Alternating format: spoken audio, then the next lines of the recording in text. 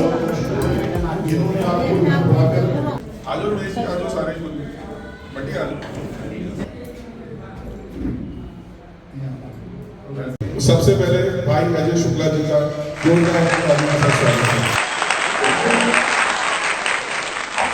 आप सभी को बहुत बहुत नमस्कार। सॉरी, मैं आपके साथ खड़े होकर इसलिए नहीं बात कर रहा हूँ क्योंकि थोड़ा स्वास्थ्य के लिहाज से अभी नहीं अलाउ कर रहा है। आप सबने मुझे मौका दिया यहाँ आने का और बात करने का, तो निश्चित रूप से क्योंकि एक महान शख्सियत, एक ऐसी शख्सियत जिनके लिए पूरी दुनिया के इतिहास में एक बार, सिर्फ एक बार संयुक्त राष्ट्र संघ के सारे राष्ट्राध्यक्षों ने खड़े होकर के नमन किया है, वो श्रीमती इंदिरा गांधी का आज शहीदी दिवस है। निश्चित रूप से ये भारत के लिए और पूरी दुनिया के लिए एक बड़ी, जिसे कहेंगे, एक सम्मान की बात थी जब श्रीमती गांधी को ये सम्मान दिया गया था कि पूरी दुनिया खड़ी हुई थी। अमेरिका का वह राष्ट्रपति जो उनसे बेहद चिढ़ता था, वो निक्सन, वो तक खड़ा होना पड़ा था उसे, तो ये एक बड़ी उपलब्धि थी भारत की। तो चलिए श्रीमती इंदिरा गांधी पे जब बात शुरू करते हैं तो शुरुआत सिर्फ इसी से करते हैं कि क्यों आखिर वो आयरन लेडी कहलाई। आयरन लेडी इसलिए कहलाई क्योंकि जब वो भारत की प्रधानमंत्री बनी, भारत एक बड़े अकाल से जूझा था। पाकिस्तान के साथ युद्ध करके हम जर्जर हो चुके थे। उसके पहले पंडित नेहरू के रहते हमने चीन से युद्ध लड़ा था और हमारी बुरी स्थिति थी। और उन सारी स्थितियों के बावजूद हम हालत ये थी कि चाइना से हारे थे, एक वो हमारे साथ दर्द था। पाकिस्तान से जीते थे, लेकिन जीतने के बाद में हमारे प्रधानमंत्री लाल बहादुर शास्त्री जी का ताशकंद में निधन हुआ था अचानक एकदम से, तो ये एक बहुत बड़ा सदमा था भारत के लिए। और उसके बाद में कई दिनों तक भारत के अंदर कोई प्रधानमंत्री नहीं था, कार्यवाहक प्रधानमंत्री से देश चल रहा था। उस स्थिति में श्रीमती गांधी को भारत की कमान मिली और पहली बार है हिंदुस्तान के इतिहास में उन्हें कमान ऐसे नहीं मिली थी कि उन्हें प्रधानमंत्री बना दिया गया। हिंदुस्तान के इतिहास में पहली बार प्रधानमंत्री पद के लिए चुनाव हुआ था। मोरारजी देसाई कैंडिडेट थे। उस समय कांग्रेस पार्टी के राष्ट्रीय अध्यक्ष थे के कामराज। कामराज को प्रधानमंत्री बनाने की पेशकश थी, लेकिन उन्होंने मना कर दिया था क्योंकि वो हिंदी और दूसरी लैंग्वेज नहीं जानते थे। लैंग्वेज की उनके साथ बहुत ज़्यादा प्रॉब्लम थी। वो तमिलियन थे, लेकिन बहुत बड़े रणनीतिकार थे और वही थे जिन्होंने लाल बहादुर शास्त्री को भी प्रधानमंत्री बनाया था। हालांकि लाल बहादुर शास्त्री ने, आपको जानकारी के लिए एक और बात बताऊं, यदि आप और हम सब लोग श्रीमती सोनिया गांधी के लिए जिक्र करते हैं कि उन्होंने 3 बार प्रधानमंत्री का पद ठुकराया, तो उसी तरीके से श्रीमती इंदिरा गांधी ने भी पहली बार प्रधानमंत्री का पद ठुकराया था। जब पंडित नेहरू के निधन के बाद में उन्हें प्रधानमंत्री बनाने का ऑफर किया गया तो उन्होंने कहा नहीं, और लाल बहादुर शास्त्री खुद गए इंदिरा जी से कहने, तो इंदिरा जी नहीं मानी। तब उन्होंने शर्त यह रखी कि मैं तब प्रधानमंत्री बनूंगा जब आप मेरे मंत्रिमंडल में मेरी कैबिनेट की मंत्री बनेंगी। और श्रीमती गांधी ने उसके बाद ये कहा कि मैं तो किसी सदन की सदस्य नहीं हूं। पंडित नेहरू ने श्रीमती इंदिरा गांधी को विरासत में कुछ दिया नहीं था, न घर दिया था, न रहने के लिए घर था, न कुछ और था। जो आज 24 अकबर रोड है, जिसे आप आज कांग्रेस पार्टी का, अखिल भारतीय कांग्रेस पार्टी का कार्यालय कहते हैं, बाद में इंदिरा गांधी को वो घर अलॉट हुआ था और वो उनका अपना घर होता था, कांग्रेस पार्टी का कार्यालय नहीं था उस समय।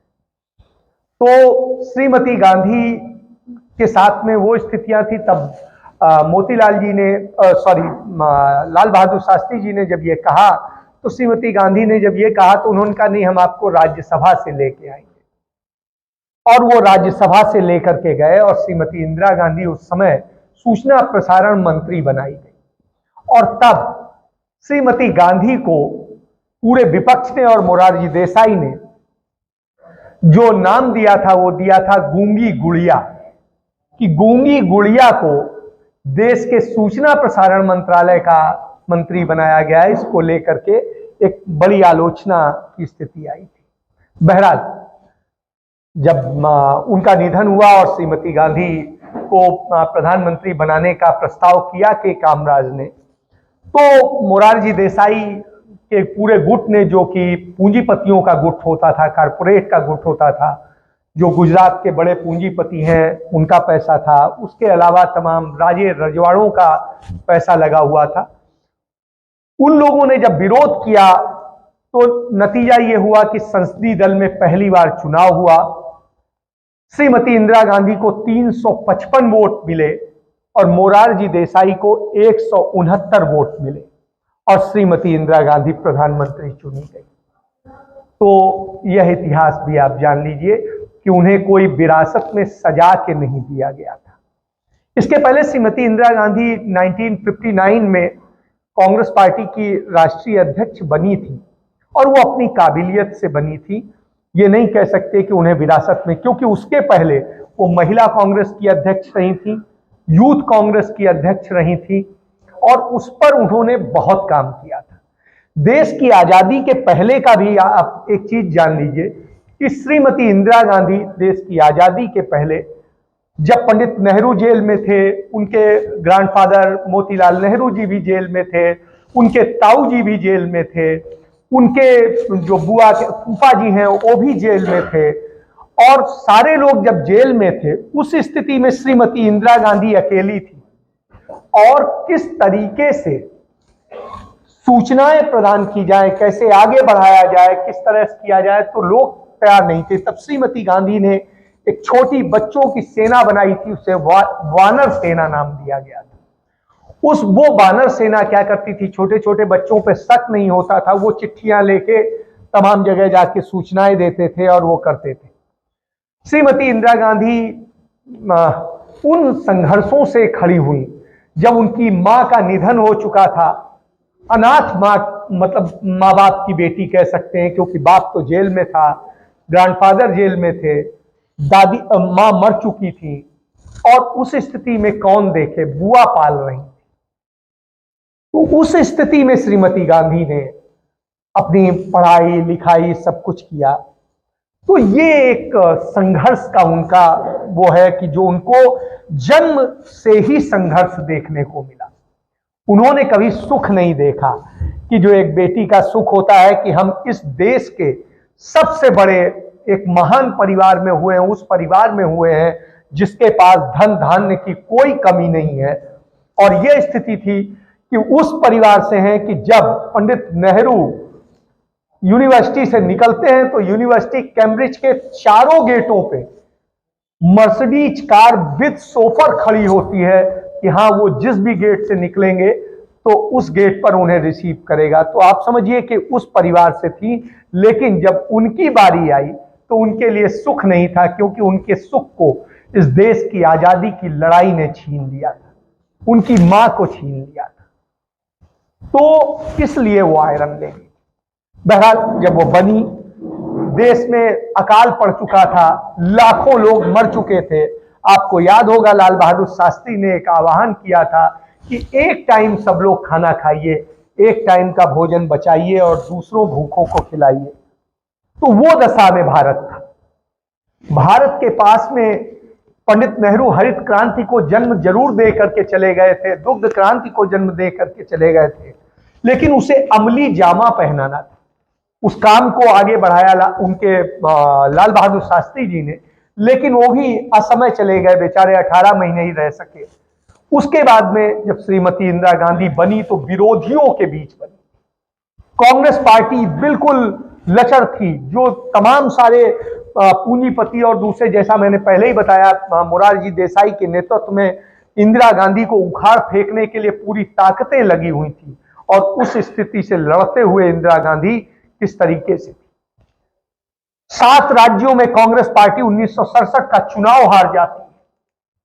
कांग्रेस पार्टी की स्थिति यह होती है कि सब कुछ जर्जर होता है और सारे जितने तमाम बड़े ताकतवर मंत्री होते हैं वो आवाज उठा रहे होते हैं और श्रीमती गांधी कोई जवाब देने की बहुत स्थिति में नहीं होती है। उधर पाकिस्तान का खतरा होता है, उधर अमेरिका लगातार दबाव बना रहा होता है, और किस तरीके से देश को चलाया जाए, किस तरीके से देश के लोगों को रोटी खिलाई जाए, किस तरीके से जो नवीन मंदिरों की स्थापना पंडित नेहरू ने की थी, जिनके जरिए आज आप चंडीगढ़ में बैठ के आप ये जल ग्रहण कर पा रहे हैं ड्यू टू पंडित नेहरू, उसी भाखड़ा डैम से पानी आता है जो आप पी पाते हैं। तो आप ये समझिए, खेती किसानी सारी चीजें पंडित नेहरू ने जो खड़ी की थी, उनको कैसे आगे बढ़ाया जाए और उस दिशा में काम करना था। पूंजीपति लगातार दबाव बना रहे थे, जो राजे रजवाड़े थे वो दबाव बना रहे थे कि हमें और स्वतंत्रता दी जाए, हमारे राज को और स्थापित किया जाए। पाकिस्तान दोनों तरफ से भारत पर हमला करता था, एक तरफ इधर से भी वो अपने एक हार के बाद दूसरी लड़ाई की तैयारी कर लेता था, और भारत के साथ में था, भारत तीन तरफ से घिरा हुआ था, इधर चीन से तो पूरी इधर की सीमा हमारी घिरी हुई थी, इधर जो पूर्वी पाकिस्तान है जिसे बांग्लादेश कहते हैं वो घिरा हुआ था, इधर ये पूरा बॉर्डर घिरा हुआ था पूरा राजस्थान तक, और उधर और हम चारों तरफ से घिरे थे। उधर श्रीलंका में चाइना लगातार घुसपैठ कर रहा था, अमेरिका ने अपना बेड़ा खड़ा कर रखा था, और उन सब स्थितियों में भारत के पास में चारों तरफ से तमिलियंस को मारा जा रहा था, और श्रीमती इंदिरा गांधी के लिए सारी बाहरी और अंदरूनी सारी शक्तियों से लड़ना।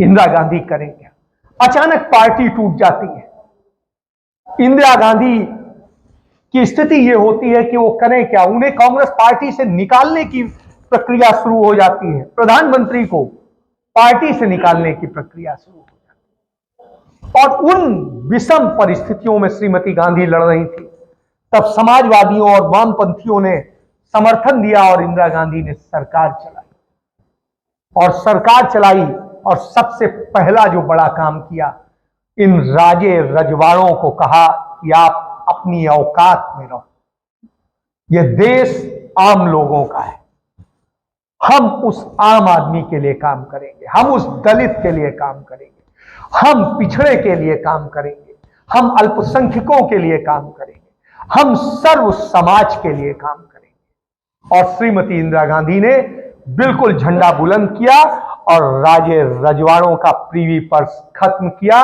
और उसकी संपत्तियों और हक को जो उन्होंने कब्जा कर रखा था आपका, उसको लेकर के देश की समृद्धि में लगाया। ये एक बहुत बड़ा कदम था, ये ऐसा कदम था जो सामान्य व्यक्ति के उठाने के बस का नहीं था। ये राजे रजवाड़े सारे एकजुट होकर के इन्होंने एक पार्टी को जो है पूरा समर्थन दे दिया, और इसके साथ कौन कौन शामिल हो गए आप ये भी जान लीजिए। ये भारतीय जनता पार्टी जो आज कहलाती है, वो जनसंघ कहलाती थी, वो शामिल थी।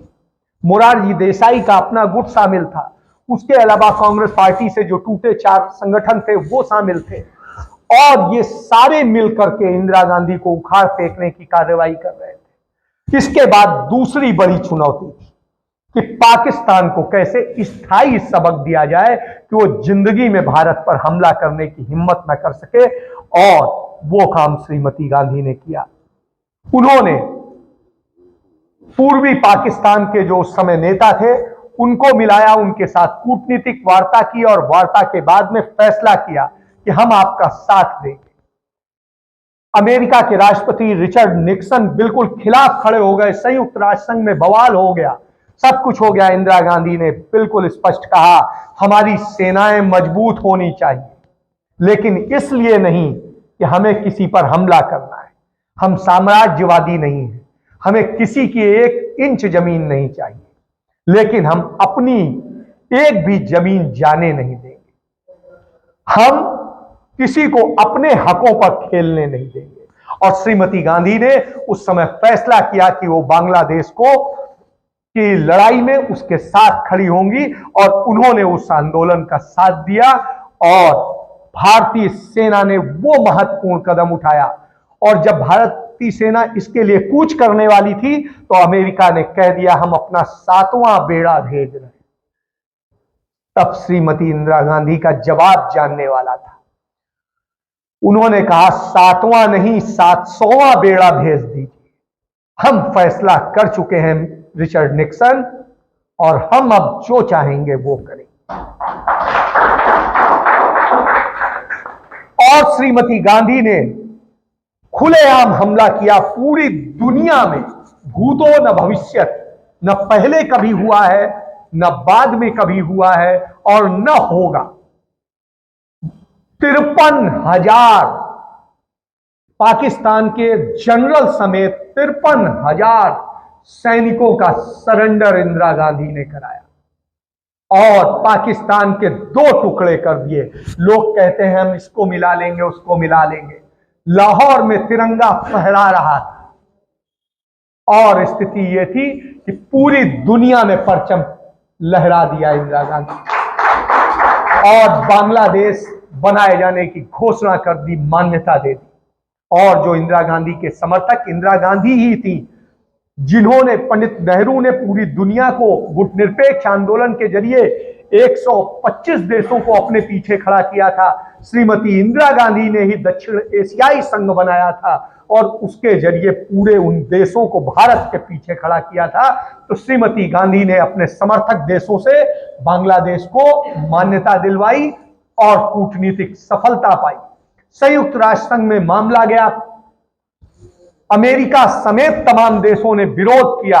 श्रीमती इंदिरा गांधी ने कहा हम साम्राज्यवादी नहीं हैं, हमने तिरंगा जरूर फहराया है, ये जीत का परिचायक है, लेकिन हम कब्जा करने नहीं गए।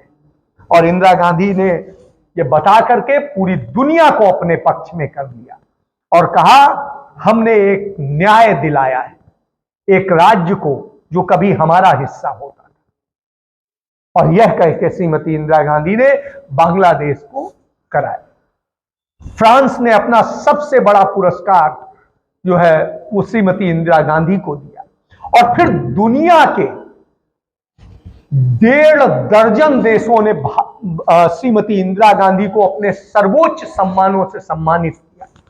आपको पता होना चाहिए हिंदुस्तान की इकलौती प्रधानमंत्री हैं जिन्हें दुनिया की लगभग हर बड़ी यूनिवर्सिटी ने जो है जो मानद उपाधि दी है डॉक्टरेट की, वो सभी ने दी है। तो श्रीमती इंदिरा गांधी को पीएचडी की उपाधि कम से कम इस दुनिया के जो है टॉप 100 यूनिवर्सिटीज ने दी। तो यह आपको जाननी चाहिए, ऑक्सफोर्ड समेत सभी ने। तो चलिए ये हुआ। उसके बाद में एक तीसरा डिसीजन था।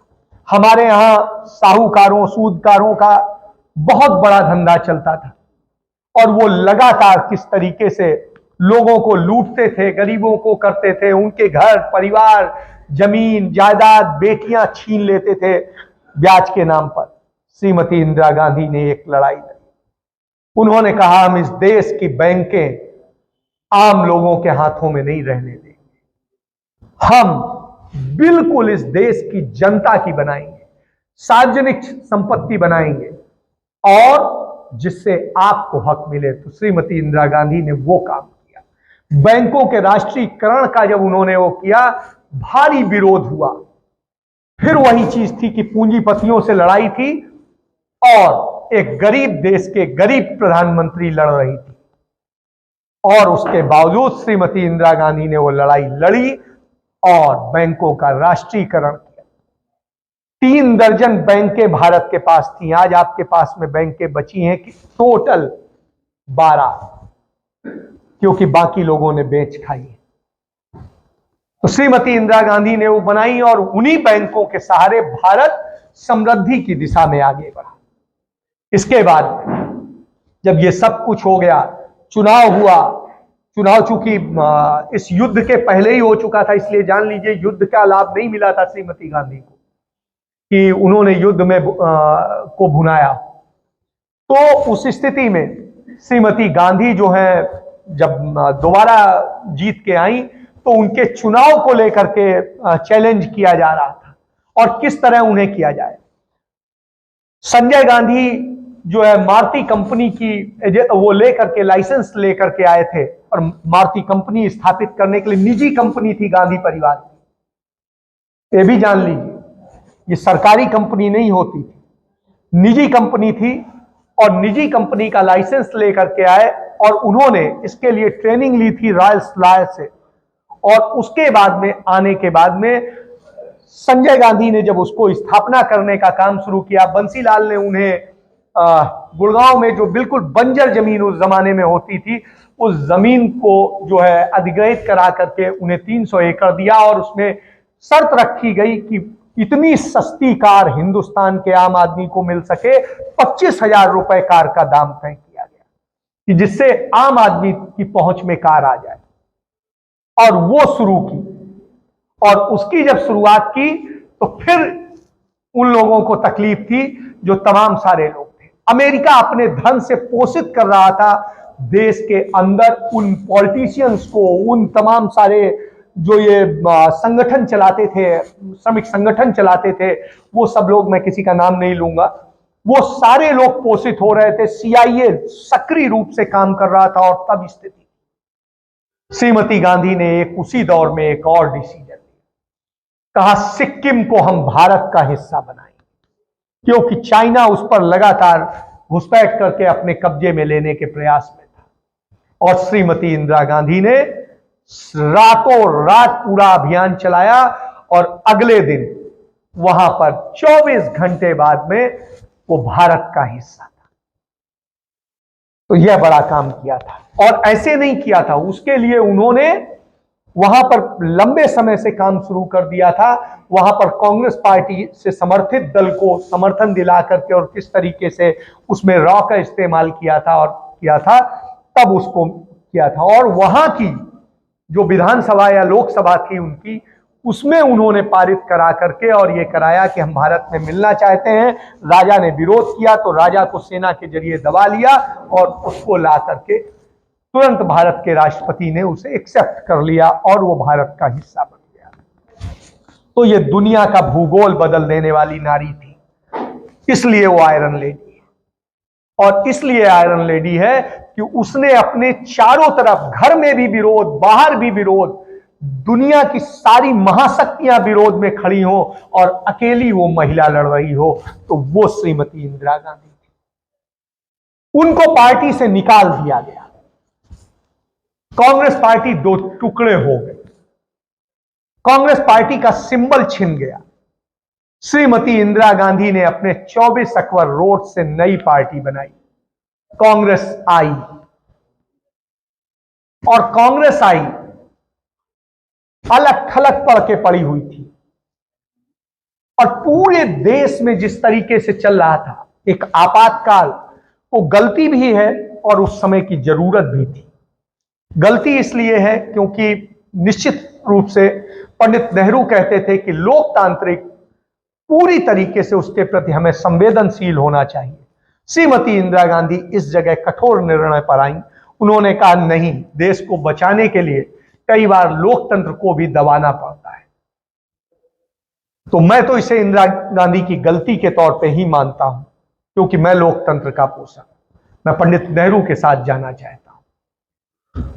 उस गलती का नतीजा यह हुआ कि कुछ चरम कार्रवाइयां हुई। हालांकि आपको एक चीज बताएं कि कहीं किसी चीज का दुरुपयोग नहीं हुआ कि सीबीआई का दुरुपयोग हो रहा हो या किसी आम आदमी के खिलाफ कोई कार्रवाई नहीं हुई थी।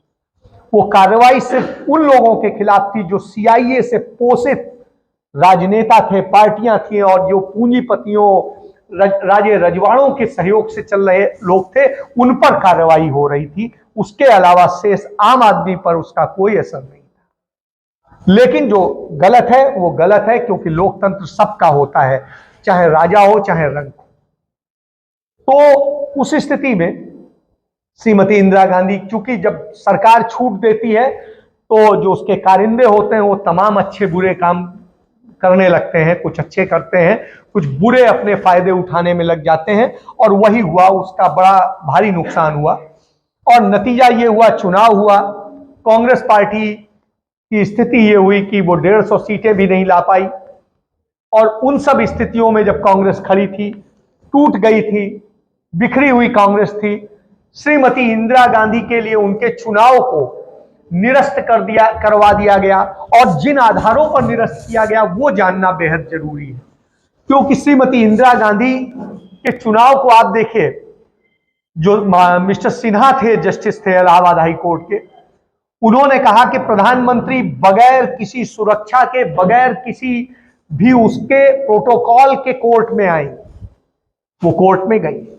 उन पर आरोप क्या था कि उन्होंने अपने चुनाव के दौरान जिस अधिकारी का इस्तेमाल किया, वो अधिकारी पीएमओ में कार्यरत था, लेकिन सच्चाई ये थी कि उस अधिकारी का इस्तीफा 3 दिन पहले हो चुका था। जो बाबुओं की कार्रवाई होती है, उस कार्रवाई के कारण, क्लरिकल उसके कारण, वो एक्सेप्ट होने में 1 दिन डिले हुआ, 24 घंटे। एक ये आरोप लगा कि इस कारण से ऐसा हुआ, जबकि वो इस्तीफा 3 दिन पहले दे चुके थे, सारे अखबारों में छप चुका था। दूसरी चीज, मिस्टर कपूर थे। दूसरी चीज, उन पर आरोप लगा कि जहां उनकी रायबरेली में सभा हुई थी, वहां पर जो माइक और दूसरी व्यवस्थाएं लगी थी, लाउड स्पीकर लगे थे, वो सरकारी उससे लगे थे।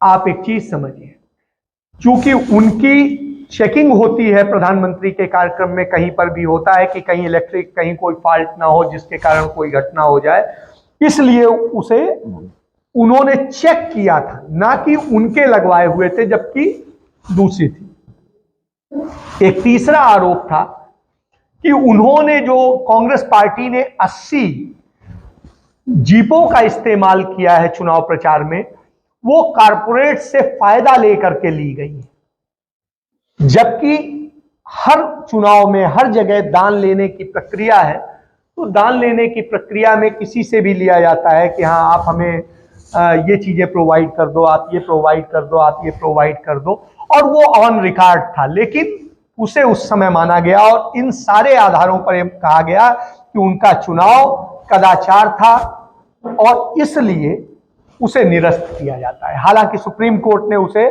स्टे कर दिया उस ऑर्डर को, और उन्होंने 6 साल श्रीमती इंदिरा गांधी को किसी भी पद लेने से वो कर दिया, वंचित कर दिया। हालांकि स्टे हो गया तो इसलिए कोई फर्क नहीं पड़ता था, लेकिन फिर भी चूंकि लड़ाई अधूरी थी, चारों तरफ से देश घिरा हुआ था, और श्रीमती इंदिरा गांधी ने चाइना से लड़ाई ली और चाइना को पहली बार हिंदुस्तान ने हराया, ये श्रीमती इंदिरा गांधी के समय। वो उन्होंने अपने पिता की उस हार का बदला लिया। तो ये एक बहुत बड़ी चीज है, इसको जानने की जरूरत है कि श्रीमती इंदिरा गांधी ने चाइना को भी हराया, पाकिस्तान को 2 टुकड़े किया, सिक्किम को भारत में मिलाया, चाइना को हराया। और ये सारे के बाद में इंदिरा गांधी की स्थिति बहुत स्ट्रांग थी, देश में स्वीकार्यता थी, तो उन्हें कैसे बदनाम किया जाए, उसके लिए अब उन पर यह आरोप था कि अपने बेटे को, जो मारुति का लाइसेंस है, दिलाने में उन्होंने अपने पद का दुरुपयोग किया है। जब यह कहा गया तो श्रीमती इंदिरा गांधी ने उस पर संसद में चर्चा करवाई। आज की तरह नहीं कि राफेल पर हम चर्चा नहीं करेंगे, हम इस भ्रष्टाचार पे चर्चा नहीं करेंगे, उस भ्रष्टाचार पे चर्चा नहीं करेंगे, आप जो आरोप लगाओगे हम सब पर चर्चा करेंगे। और चर्चा हुई, चर्चा में सारे तथ्य रखे गए, लेकिन कोई सुनने वाला नहीं। यदि गड़बड़ होता तो सत्ता जाने के बाद में एफआईआर दर्ज होती, कुछ नहीं कर सके। चलिए, इसके बाद में सत्ता चली गई, श्रीमती इंदिरा गांधी आई। उसके बाद में आपको पता होना चाहिए, हिंदुस्तान के अंदर पहला खालिस्तानी संगठन जो बना था, वो इंदिरा गांधी की सरकार जाने के बाद बना था, और इन्हीं लोगों ने बनाया था जो लोग सत्ता में आए। इन्होंने ही फिरका परस्ती को वो दिया और किस तरीके से पंजाब को बर्बाद करने का काम किया, इन्होंने उसके पूरे बीज बोए। और नतीजा ये हुआ कि उन 3 सालों में लगातार पंजाब में उन ताकतों के साथ मिलकर के, चूंकि सरकार बनाई थी इन लोगों ने, तो इसलिए उन सबको पनपने दिया, जैसे आज हो रहा है। आज आप देखिए पंजाब में किस तरीके से फिरका परस्ती आगे बढ़ रही है लगातार, आप देखिए। तो वही स्थिति हुई, और उसके बाद में श्रीमती इंदिरा गांधी जब दोबारा सत्ता में आई, उन्होंने जाकर के जनता से माफी मांगी। आपको यह भी पता होना चाहिए, वो जिस समय हटी प्रधानमंत्री पद से, तो प्रधानमंत्री को, एक जो पूर्व प्रधानमंत्री को घर देने का प्रोविजन है, वो खत्म कर दिया गया।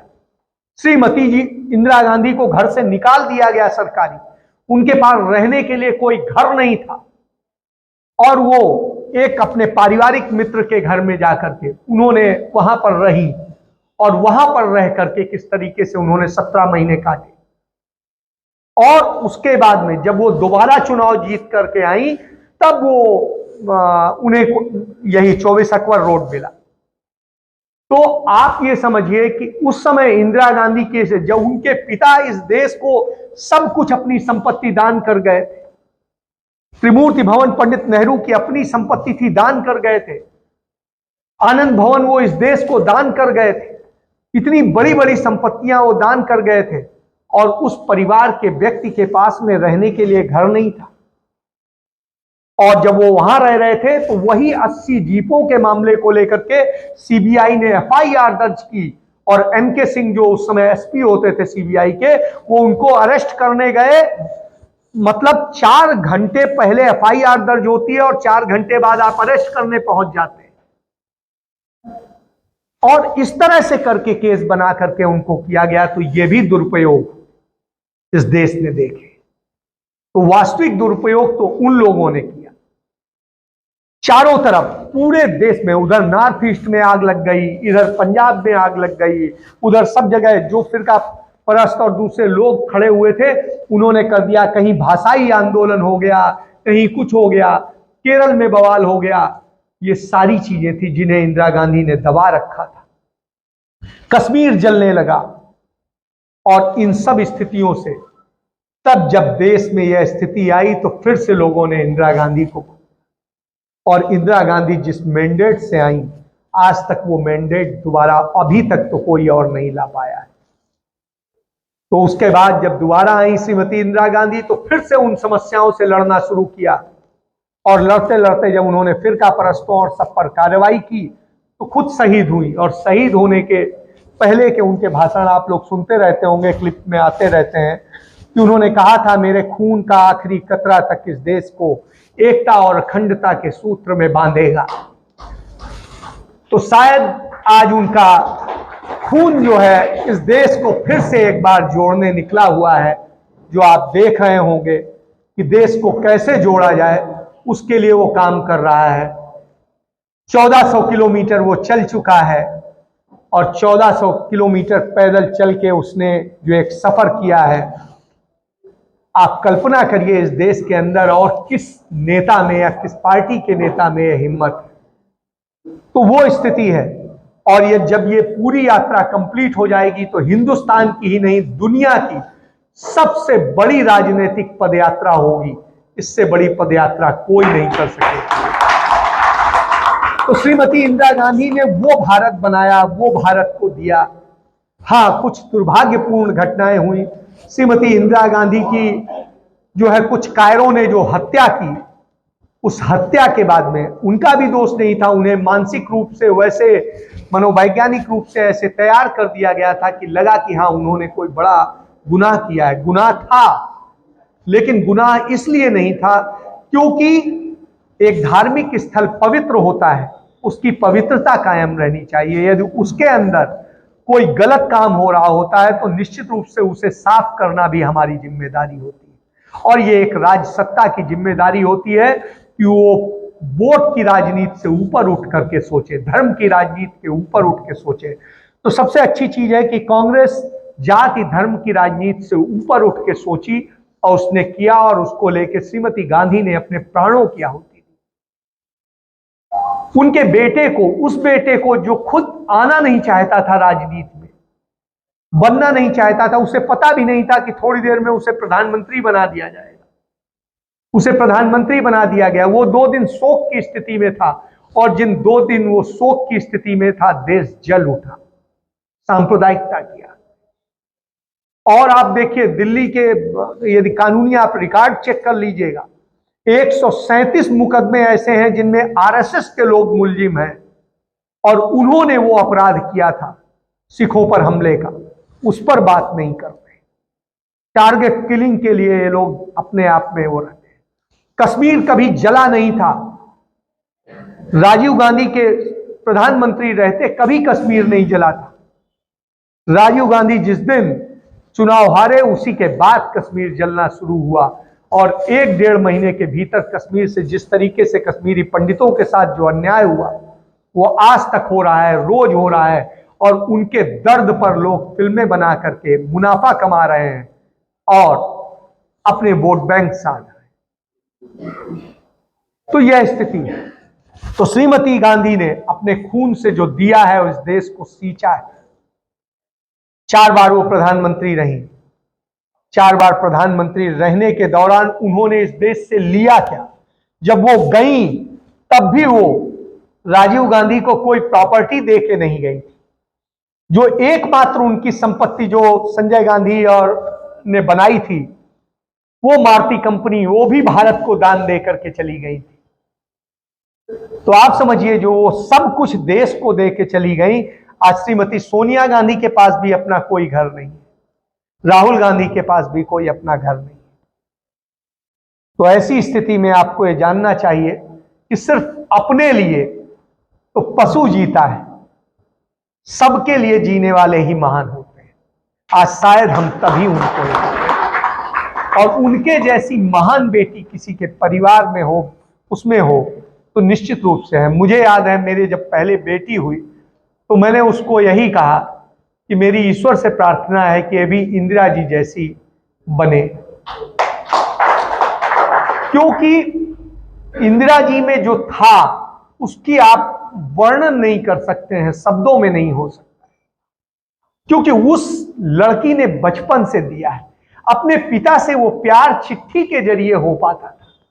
उनके एक किताब पंडित नेहरू की है, पिता के पत्र बेटी के नाम, उसके जरिए वो अपनी बेटी को बताया करते थे, बेटा ऐसा करना, ऐसा करना, ऐसा करना। तो आप समझिए अपनी बेटी को एक लाड़ नहीं दे सके और उस स्थिति में और उन्होंने अपने जीवित रहते श्रीमती गांधी को कोई पद नहीं दिया, ये भी जानते।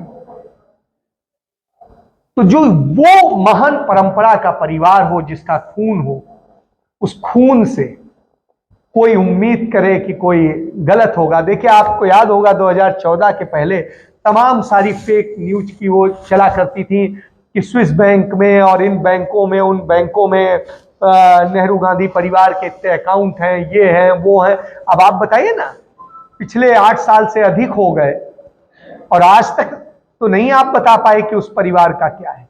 आज तक एक कमी नहीं निकाल पाए और मुकदमा किस पे उसी तरह आप दर्ज करते हैं जैसे जीपो वाला दर्ज हुआ था। नेशनल हेराल्ड किसकी संपत्ति थी? पंडित जवाहरलाल नेहरू की, उनका शुरू किया हुआ अखबार था, उन्हीं का अपना अखबार। और उस अखबार के मामले में आप जिसमें 1 पैसे का ट्रांजैक्शन नहीं हुआ है, 1 पैसे की संपत्ति का ट्रांसफर नहीं हुआ है, उसमें आप मनी लॉन्ड्रिंग कह रहे हैं, जिसमें खुद आपकी सरकार रहते हुए क्लीन चिट दी गई है, सीबीआई ने भी दी है, ईडी ने भी दी है। उसी पर दोबारा तिवारा चौवारा आप परेशान करते हैं क्योंकि आप लांछित करना चाहते हैं। तो लांछित करने से नहीं हो, आपको देखिए लड़ना पड़ेगा। और लड़ने के लिए कांग्रेस तो लड़ने के लिए बनी है, कांग्रेस का जो खून है वो लड़ने के लिए बना है और झूठे प्रचार किए जाते हैं। कांग्रेस पार्टी में देश आजादी के बाद में 18 अध्यक्ष हुए, अब 19 हो गए और उन 19 में से सिर्फ 5 गांधी नेहरू परिवार के रहे, शेष तो सब बाहर के ही रहे। तो इस तरह क्या कहेंगे। और देश की आजादी के पहले भी यदि आप देख लें तो मोतीलाल नेहरू और पंडित जवाहरलाल नेहरू 2 ही आदमी तो रहे, शेष तो सारे बाहर के ही लोग। जबकि 1915 के बाद कांग्रेस पार्टी को वित्त पोषित किया और खड़ा किया, सारी चीज करी, उसमें मोतीलाल नेहरू जी का बहुत बड़ा योगदान है। तो इस बात को भी समझना पड़ेगा। और जिस तरीके से है तो ये एक चीजें सीखनी पड़ेंगी कि श्रीमती इंदिरा गांधी ने जो अपने जन्म के समय से 1917 से जब वो जन्म लिया तब उनके चंद दिनों बाद ही उनके पिता जेल चले गए। शादी हुई, शादी होके 6 महीने नहीं हुए थे श्रीमती इंदिरा गांधी जेल चली गई, साल भर जेल रही। आप कल्पना करिए, शादी के बाद में आप हनीमून मनाने जाते हैं, दूसरे और करते हैं, और श्रीमती इंदिरा गांधी जेल जा रही। तो उस स्थिति वाली महिला थी जिसकी पढ़ाई, लालन पालन सब कुछ उस तरह हुआ हो, तो आप उन लोगों को उस परंपरा की पार्टी से, और जब उस परंपरा की पार्टी से तो आप चलिए, उतने की उम्मीद तो किसी से नहीं की जा सकती, क्योंकि उस परिवार ने जो दिया है, उस परिवार ने 11 लोग इस देश की आजादी के आंदोलन में अपने दिए हैं, शहादत दी है।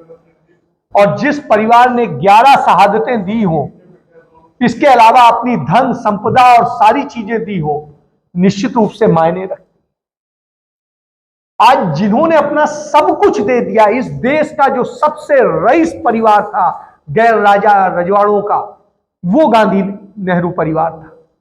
और उस नेहरू परिवार ने जिसने सब दे दिया हो, उस परिवार पर जब कोई लांछन लगाता है और आप यकीन कर लेते हैं, तो शर्म तो आप पर आती है कि आप यकीन कैसे कर लेते हैं। कि त्यागने वाला व्यक्ति क्या ले पाता है? कोई प्रधानमंत्री का पद छोड़ पाता है? वो परिवार, तो उस परिवार के लोग जब हों, तब उस स्थिति में आपको सोचना चाहिए कि आप कहां खड़े हैं। आप अपने छोटे छोटे सी चीजों को लेकर के आप बात करते हैं कि हाँ, प्रधान जी ने ये नहीं सुना, इन्होंने ये नहीं सुना, उन्होंने नहीं सुना। आप उनके दर्द को जानते हैं? वो क्या आपको कह पाते हैं कि मेरी तबीयत खराब है, मेरे साथ क्या है और कैसे है? वो तो चल रहे होते हैं, अपने छाले आपको नहीं दिखा रहे होते, दूसरे लोग तो अपने छाले भी दिखा रहे होते। तो उस स्थिति में उस परिवार के लोग वही हो सकते हैं जिन्होंने इस देश के लिए त्यागा हो, अपना सब कुछ दिया हो, सर्वोच्च बलिदान दिया हो। और उसके बाद में आपके सामने राजीव गांधी भी हैं। राजीव गांधी भी उसी चीज के लिए शहादत हुए। उन्होंने श्रीलंका की और भारत की शांति के लिए काम न किया होता तो शायद वो भी नहीं शहादत। तो जो परिवार जिंदगी भर ऐश कर सकता था, उस परिवार ने अपना सब कुछ खो करके इस देश को संभाला है। और उस परंपरा के आप लोग हैं, और जब उस परंपरा के आप लोग खून हैं, तो आपको सोचना चाहिए कि आपको क्या करना है। बस फैसला आपका है। इसके साथ मैं धन्यवाद करता हूं। जय हिंद, जय भारत, वंदे मातरम। श्रीमती गांधी को पुनः सादर नमन, बारंबार नमन। जितने विस्तार पूर्वक अजय भाई आज आपने चर्चा की है, सचमुच में कांग्रेस पार्टी आपकी धन्यवादी है। हम सब आपके ऋणी हैं। और जिस तरह से मैं समझता हूँ कि आज इंदिरा जी के जीवनी पे प्रकाश डाला है, ऐसे ही अगले कार्यक्रम हमारे होते रहेंगे। जैसे 14 नवंबर को नेहरू जी का कार्यक्रम है, मैं चाहूंगा कि आप बार बार आए, चाहे नेहरू जी का प्रोग्राम हो, चाहे लाल बहादुर शास्त्री जी का हो, इंदिरा जी का हो, राजीव जी का हो, हमारे नेताओं के बारे में तो शायद किताबों में भी ना मिले, वैसी बहुत सी चीजें आपने हमें बताई हैं। बहुत चीजें, एक मैं जिक्र कर रहा था जब आप बोल रहे थे, मैं आपको डिस्टर्ब नहीं करना चाहता था। एक घटना मैं जरूर चाहता था कि आप वो भी बताएं, हमने सुनी है, वो है चिकमंगलूर के इलेक्शन के बारे में। वो 2 मिनट लगा के जरूर बताएं, वो बड़ा इंटरेस्टिंग है। तो आपको सबको पता चलेगा कि इंदिरा जी कितनी महान शख्सियत थी, किस तरह लड़ाई लड़के उन्होंने जो है इस देश को बनाने का काम किया, अपनी शहादत दी थी। तो 1 मिनट के लिए मैं जरूर कहूंगा कि वो घटना जरूर बताएं। उसके बाद आप सभी के लिए चाय का इंतजाम किया गया है। मैं फिर से धन्यवाद करता हूं। एक बार वो घटना के बारे में जरूर बताएं।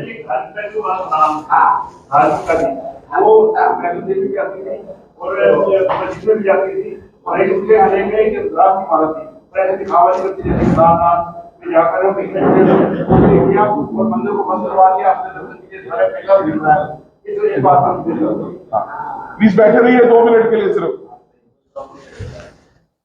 कहते हैं कि श्रीमती गांधी जब रायबरेली और मेंढक 2 जगह से सीट से चुनाव लड़ रही थी, और उनका चुनाव जब निरस्त हो गया था उसके बाद दोबारा, तो सौलंगूर, चिकमंगलूर सबको पता है।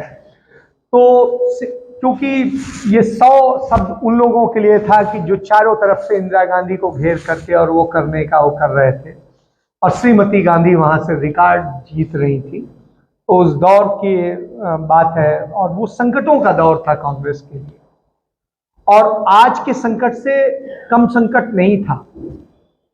यदि आप सोचें कि उस सरकार में पूरी तरीके से जैसे आज दुरुपयोग ईडी का होता है, क्योंकि तब ईडी इस तरह एक्टिव नहीं थी, तो सीबीआई का दुरुपयोग हो रहा था दूसरी। तो उस समय श्रीमती गांधी चिकमंगलुरु लड़ने गई चुनाव, तो लोगों ने ये नारा दिया था।